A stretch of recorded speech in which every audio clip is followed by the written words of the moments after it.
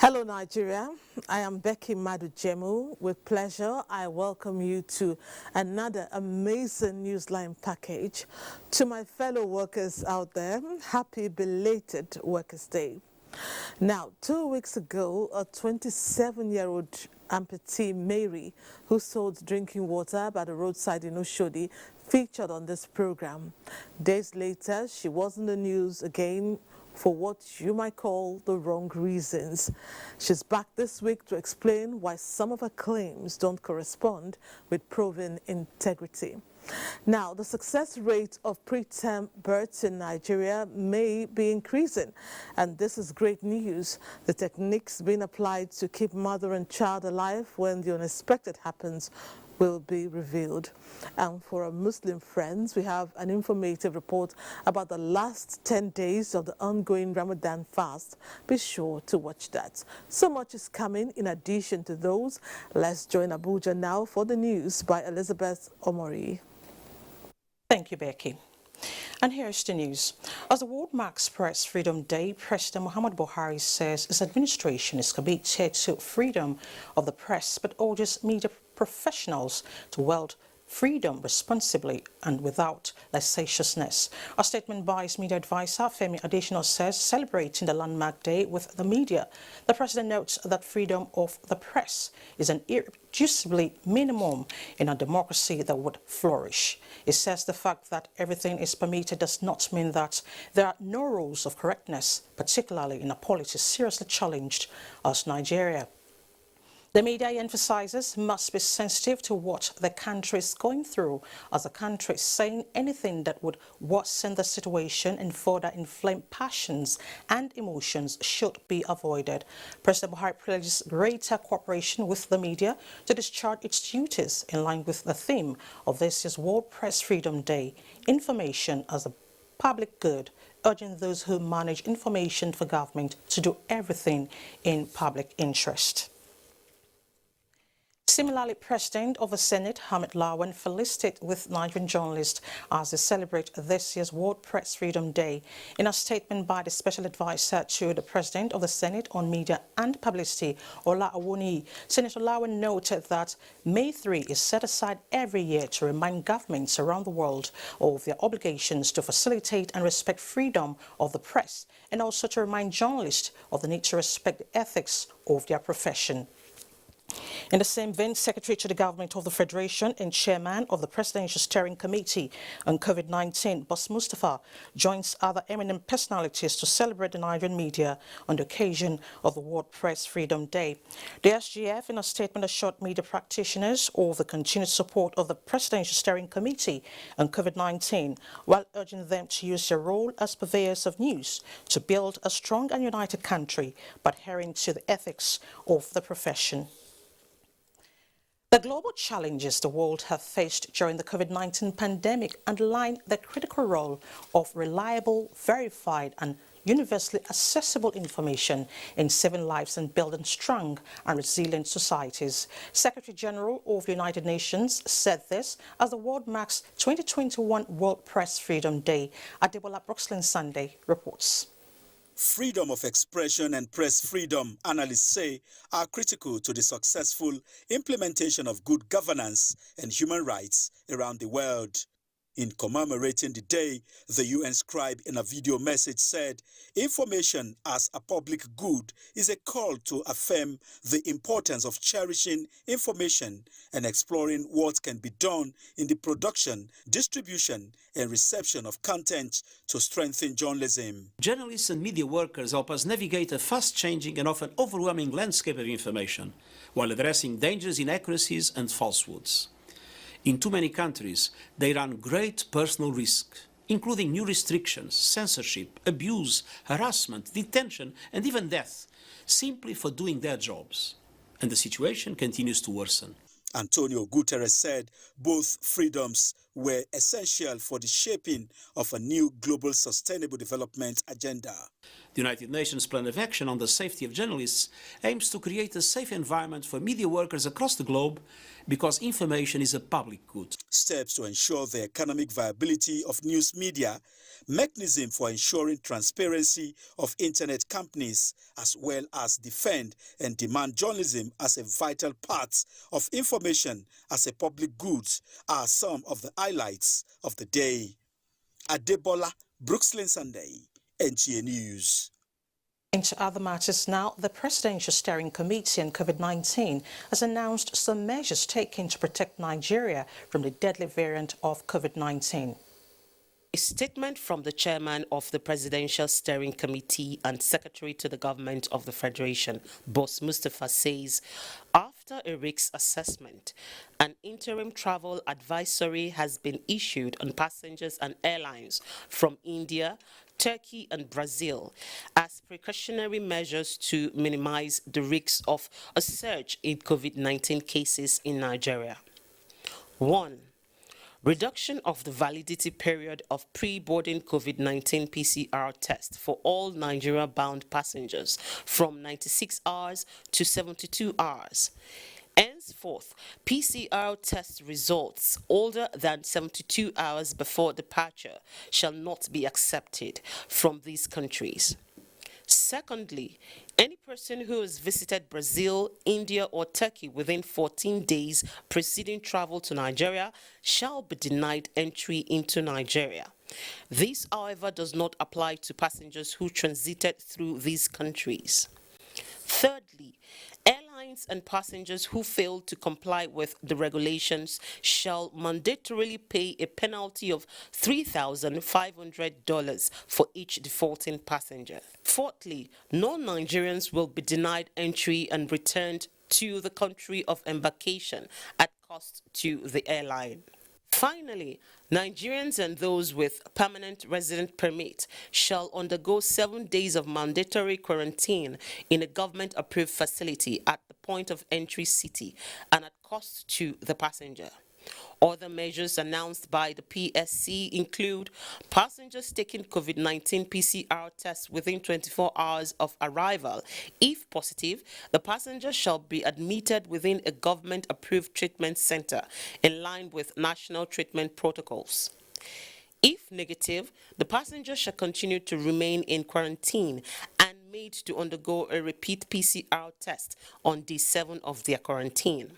This travel advisory takes effect from Tuesday, 4th of May, 2021, and guidelines are subject to review after initial period of 4 weeks. Now, the Nigerian Navy's newest offshore survey vessel, NNS Lana, is on the third leg of a homeward journey to Nigeria.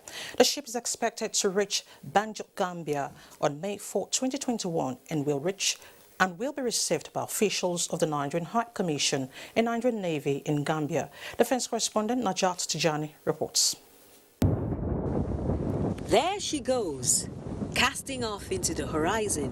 NNS Lana is homeward bound. The Navy's newest offshore vessel's journey to Nigeria is following a circuitous route after an elaborate ceremony in France. With ports of call in Lisbon, Portugal and Las Palmas, Spain, NNS Lana is currently en route Banjul, Gambia in the third leg of her journey, which will see her stopping over in Ghana before finally coming home. NNS Lana, also known as A499, is a replacement vessel for one which was decommissioned more than 10 years ago. The new vessel is purposely built and equipped with state-of-the-art equipment to enable the Nigerian Navy conduct hydrographic surveys. It is also capable of search and rescue operations as well as patrol duties and is expected to boost the nation's maritime security, especially around the Gulf of Guinea, which is a known pirate hotspot.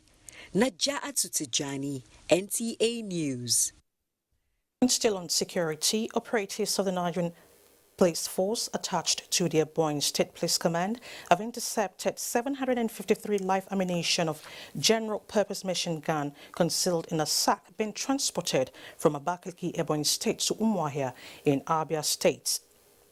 A statement by the Force PRO, CP Frank Kumba, indicates that the intelligence-driven Covert operation is part of efforts by the force to crack down on criminal networks and supply chains for weapons and ammunition in and around the country.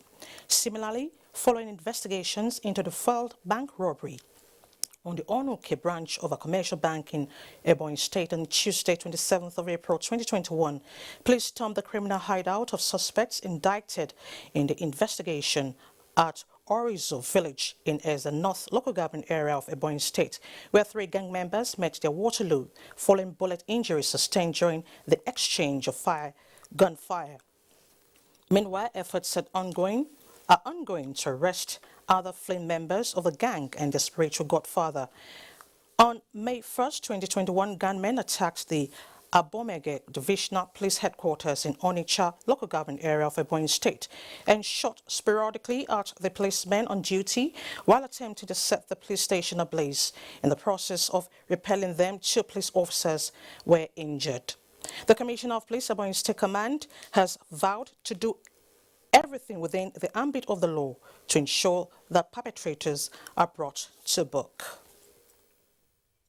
And as part of efforts to tackle the security challenges head-on in the state, Governor David Umahi has inaugurated 40 Sienna and 20 Hilux vans fully equipped with communication gadgets for security agencies in the state. Ijoma Peter Mote reports.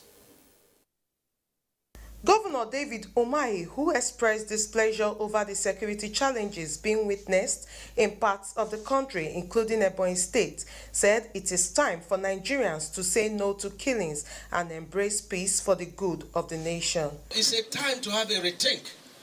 The resources of this nation can build this nation.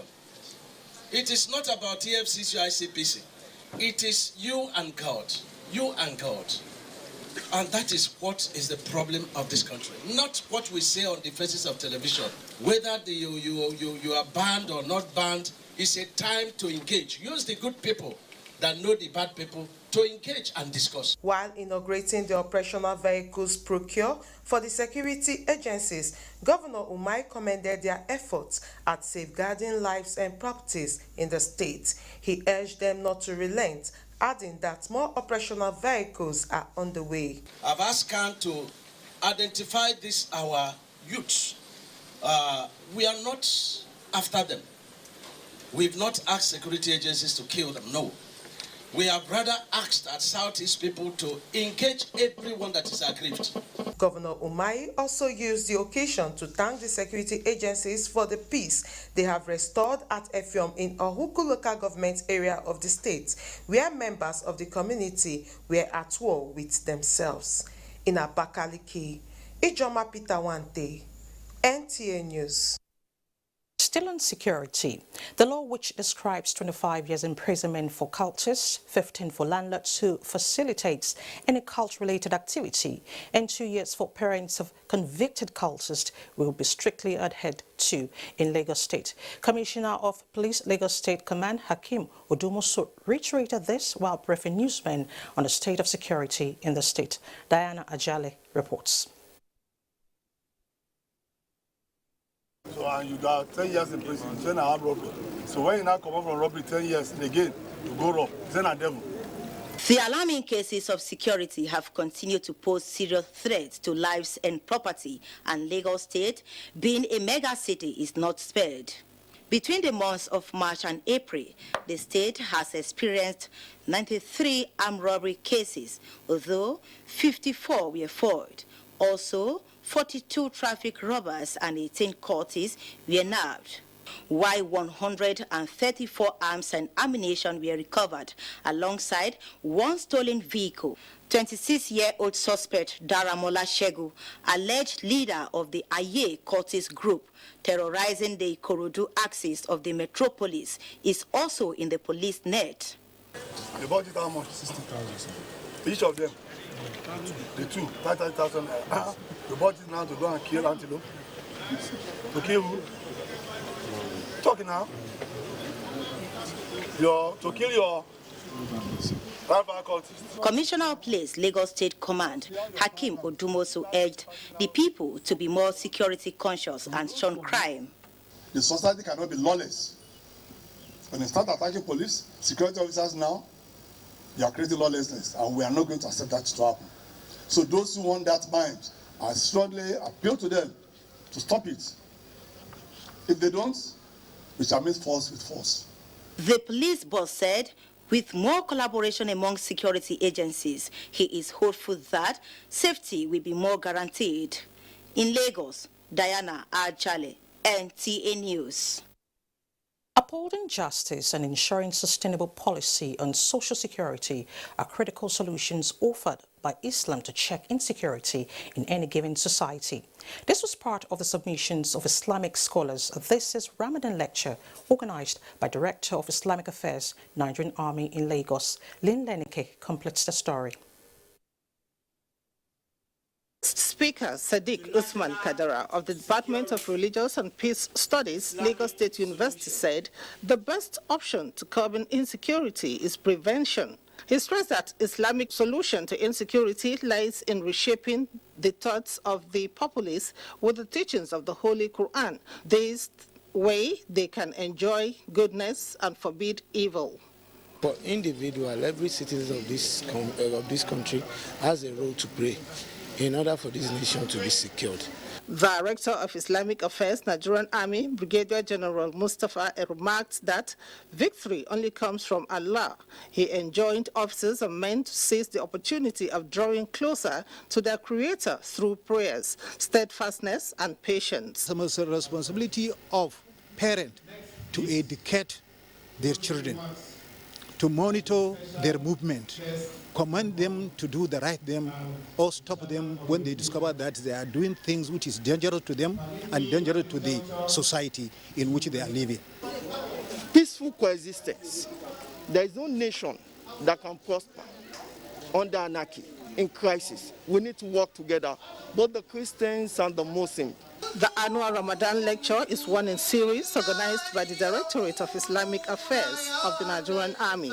It has as its theme, Threats to National Security, Islamic Solutions. In Lagos, Lynn Lenake, NTA News. Custodial centers in Nigeria must be made inviolable. The Minister of Interior, Ralph Aregbesola, gave the charge during a meeting with squadron leaders in Abuja on the spate of jail breaks across the country. Victor Azu reports. These are squadron commanders of Nigeria's correctional centers. They head the armed squads responsible for providing security in custodial centers nationwide. This summoned by the minister is an account of recent jailbreaks across the nation, which Acting Controller General John Mraburi admits has become worrisome. The jailbreaks and attacks on our facilities is becoming alarming.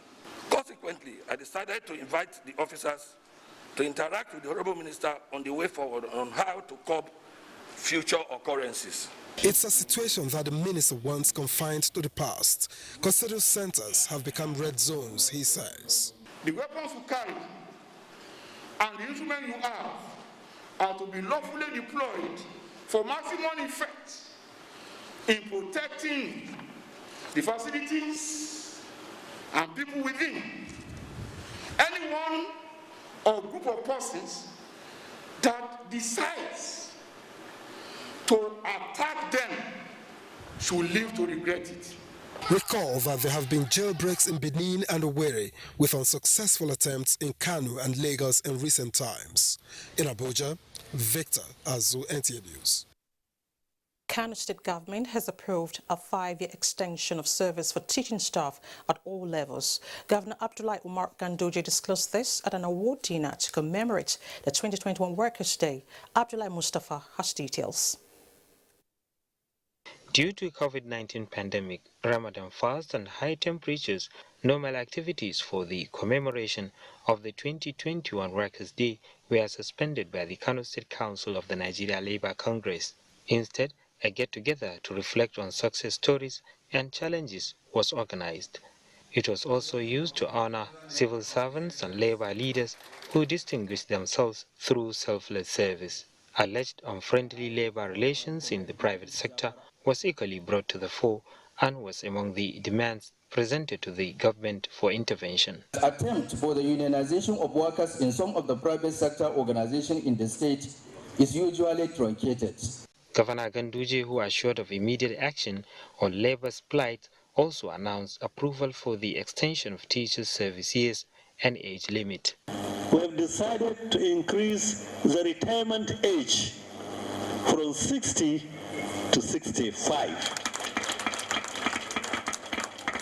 And this also applies to our lecturers in tertiary institutions. He assured that government will support civil servants in the state towards securing agricultural loans and grants from federal agencies. In Kano, Abdullahi Mustafa, NTA News.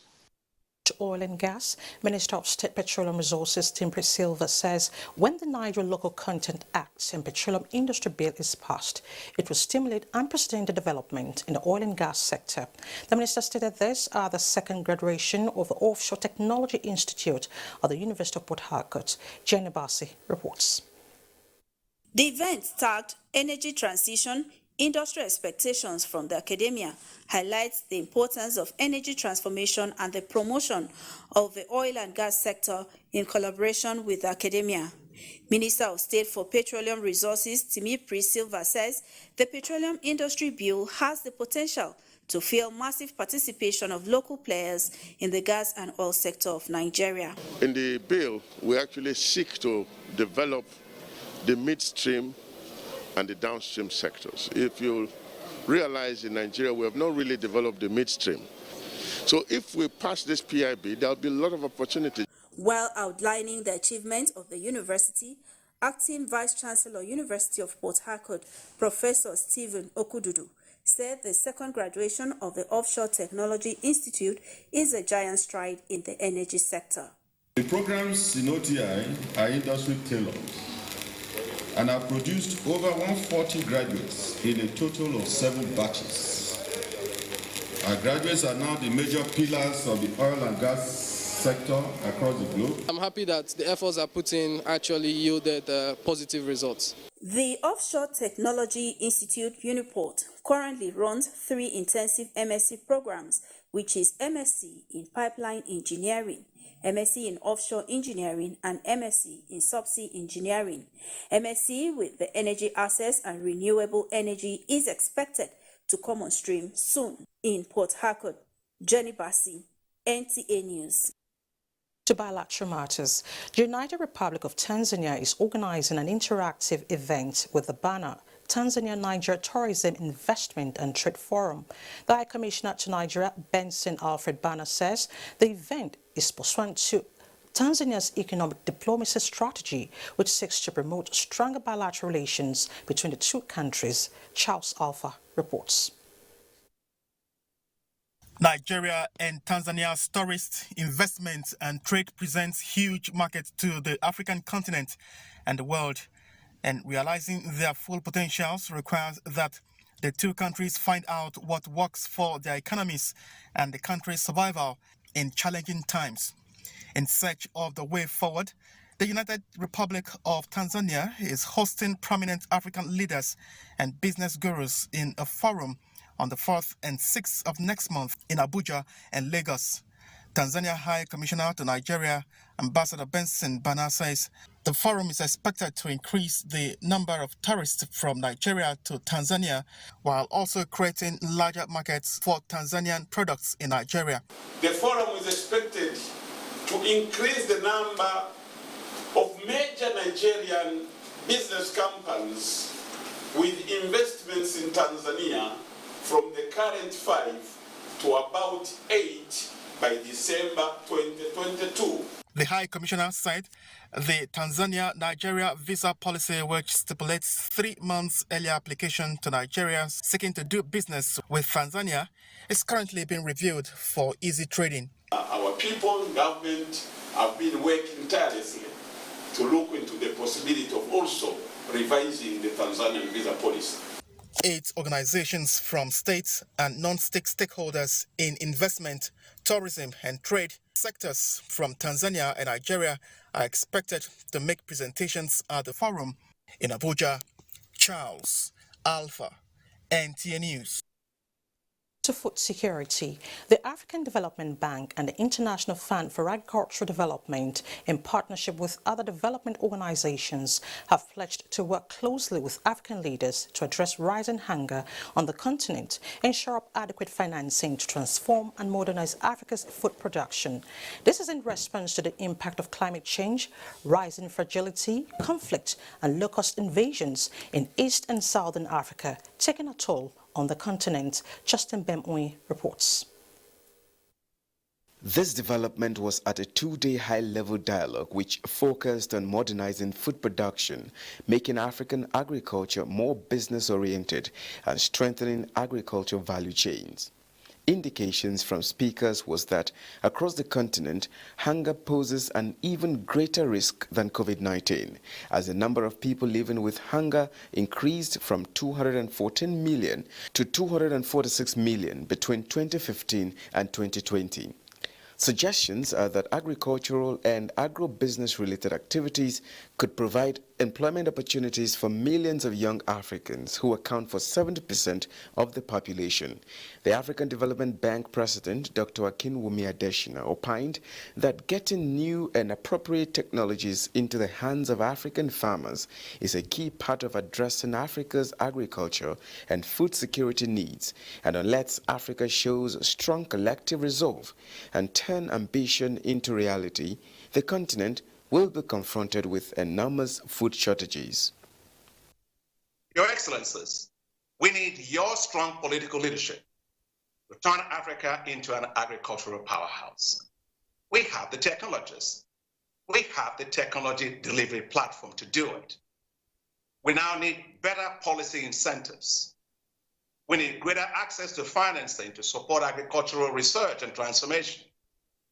And we need to develop special agro-industrial processing zones to add value to food produce. Justin Bemwe, NTA News. Meanwhile, a coalition of multilateral development banks and development partners have pledged over 17 billion in financing to address rising hunger in Africa. Meanwhile, these funds were pledged on the final day of a two-day high-level dialogue called Feeding Africa, Leadership to Scale Up Success for Innovations. Justin Bemwe once again reports. The African Development Bank and the UN's International Fund for Agricultural Development hosted the event in partnership with the Forum for Agricultural Research in Africa and the CGIAR System Organization. 17 African heads of state signed on the commitment to boost agricultural production by doubling current productivity levels through the scaling up of agro-technologies that will include investing in access to markets and promoting agricultural research and development. Of the overall amount pledged, more than $10 billion came from the African Development Bank, which said it would invest $1.57 billion on scaling up 10 selected priority commodities over the next 5 years to help countries achieve self-sufficiency.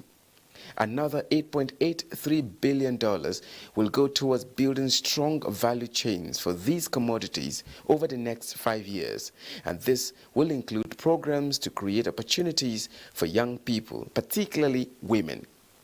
Relatively, IFAD said it aimed to provide an additional $1.5 billion to support national efforts to transform food and agricultural systems in Africa over the next 3 years. When we said with the SDG, nobody should be left behind, this is what we want to implement in the case of Feeding Africa on one of your five high. And I want to really insist that the partnership is where we are. One thing, Anne-Marie, that for us, myself and Gilbert, we're going away with that is really critical, is the establishment, the call for the establishment of the financing facility for food security and nutrition in Africa, to help to scale up efforts, to scale up technologies and interventions to achieve food and nutritional security. Justin Bemwe, NTA News. Minister of Agriculture and Rural Development has suspended with immediate effect the leadership of the Federal College of Agriculture, Produce Development, Technology, Kano, over protracted internal crisis inimical to the progress of the college. Mohammed Rabiu Ali reports. Since the coming of the management board of the Federal College of Agricultural and Produce Technology, Kano, about 2 years ago, leadership crisis has continued to hinder progress and academic performance of the college. To tackle the lingering crisis, Minister of Agriculture and Rural Development, through the Executive Secretary Agricultural Research Council of Nigeria, Professor Garba Hamidu Sharubutu, decided to intervene on the matter by suspending the key actors in the crisis. To this end, chairman and members of the board, provost and acting registrar of the college have been suspended. The Honorable Minister and of course the federal government cannot tolerate a situation where for 1 year academic activities have been stalled, people are collecting their salary, and yet the people that are targeted, have not been the best. The cardinal principle of this administration, this regime, the cardinal principle is discipline, to entrench productivity. And one of the things that the Honorable Minister signed with Mr. President is the fact that he must take agriculture right to rural areas. He lamented how the college is lagging behind in terms of progress compared to other sister colleges in other parts of the country, which he says have gone extra mile to establish outreach centers in their respective zones. Mohammed Rabiu Ali, NTA News. No fewer than 7 ongoing federal intervention road projects have been executed in Osun State out of about 377 road projects in various communities across the country. The Minister of State for Budget and National Planning, Clem Agba, revealed this during a courtesy visit to Osun State Governor Boyega Oyetola in Oshogbo. Correspondent Joshua Ogunjide reports. Being part of the resolution of the National Council for Development Planning earlier this year, the federal government of Nigeria has commenced its 377 intervention project on roads in 266 communities across the Federation. The courtesy visit by the Minister of State for Budget and National Planning, Prince Clem Agba, is therefore of profound importance so as to highlight how Osun State would be a beneficiary. Work has commenced in earnest on 5 feeder road projects by the Federal Road Maintenance Agency, FEMA, as well as 2 other road projects under the Rural Road Intervention Program. Geospatial web application will be adopted for the citizens' appraisal of road projects being executed within their individual locality. What we plan to do is that once budgets are approved and signed by Mr. President, we will layer those projects' locations on the Nigerian map, download it through Grid 3 to the web application, which we call the IMAP. Governor Boyega Oyetola commended the Minister of Budget and National Planning for being supportive in line with the present administration's infrastructure development agenda. We engage the Minister of Finance in respect of the extension of the relief for this suspension of deductions. Unfortunately, we will not benefit from that. So I want you to please put in word for us in respect of that.